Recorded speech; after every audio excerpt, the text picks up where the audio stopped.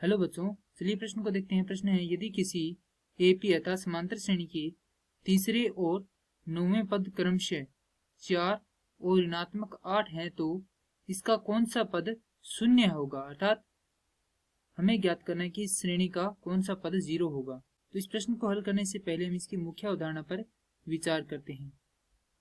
मुख्य अवधारणा, इस प्रश्न के लिए मुख्य अवधारणा हो जाएगी समांतर श्रेणी। समांतर श्रेणी, क्योंकि हम यहाँ पे यह जानेंगे पहले कि समांतर श्रेणी होती क्या है, उसकी परिभाषा देखेंगे, उसके बाद इस प्रश्न को हल करेंगे। समांतर श्रेणी वह श्रेणी होती है, वह श्रेणी जिसके प्रत्येक पद का अंतर समान रहे, अंतर समान रहे, समांतर श्रेणी कहलाती है। इसका रूप देखें तो यह इस रूप में होती है, ए प्रथम, द्वितीय, तृतीय।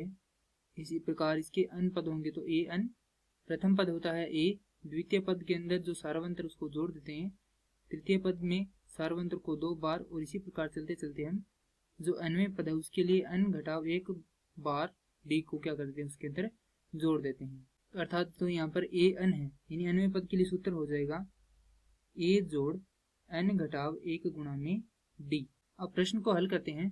इसके अंदर दिया गया है n का मान 3 अर्थात तीसरा पद, और n का मान दिया गया है 9, और जो पद है वो कितने दिए गए हैं, अर्थात an का मान दिया गया है 4, और यहाँ पर an का मान दिया गया है ऋणात्मक 8।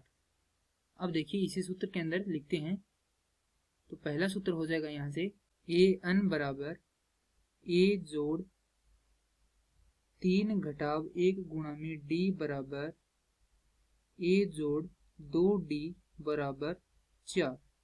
यहाँ पर 4 आया है ए एन का मान, क्योंकि इसे हम क्या कर रहे हैं, ए एन के बराबर रख रहे हैं। अब यहाँ से देखें तो ए एन बराबर a जोड़ 9 घटाव 1 गुणा में d बराबर a जोड़ 8d बराबर ऋणात्मक 8। ये आगे हमारे पास समीकरण 1, और ये आगे समीकरण नंबर 2।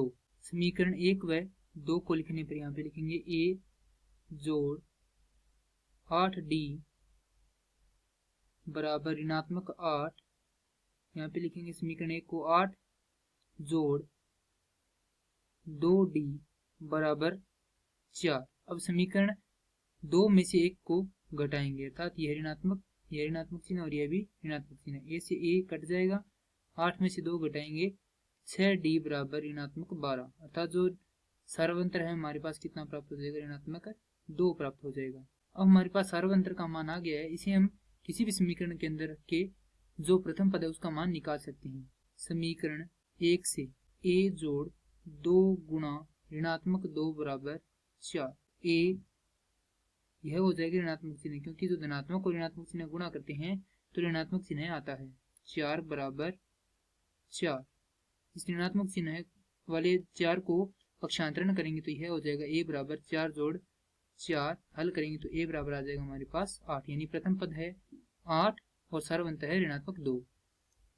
अब हमें ज्ञात करना है कि कौन सा पद इसका शून्य होगा, अर्थात हमें n का मान ज्ञात करना है, और जो nवां पद है उसका मान हमें दे रखा है 0। तो ए एन बराबर ए का मान है हमारे पास 8 जोड़ एन का मान हमें ज्ञात करना है, और सार्वंतर है हमारे पास ऋणात्मक 2। तो ए एन का मान हमारे पास 0 है, तो 0 बराबर 8 जोड़ ऋणात्मक 2n, ऋणात्मक और ऋणात्मक यहाँ पर हो जाएंगे धनात्मक 2। हल करेंगे तो यह हो जाएगा 10 जोड़ ऋणात्मक 2n, यहाँ पर बराबर में 0 है। अगर इसे हल करेंगे तो n बराबर हमारे पास आ जाएगा 5। अतः इस श्रेणी का 5वां पद शून्य होगा। यही हमारे प्रश्न का उत्तर है। मैं आशा करता हूँ कि यह प्रश्न आपके समझ में आया होगा। धन्यवाद।